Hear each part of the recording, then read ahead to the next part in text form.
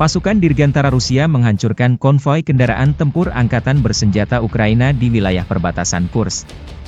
Dengan serangan tepat dari bom udara berpemandu FAB dari UMPC, konvoi kendaraan lapis baja Ukraina dihentikan dan dihancurkan sebagian, kerugian musuh semakin jelas, demikian keterangan video unit utara Rusia, 20 Agustus.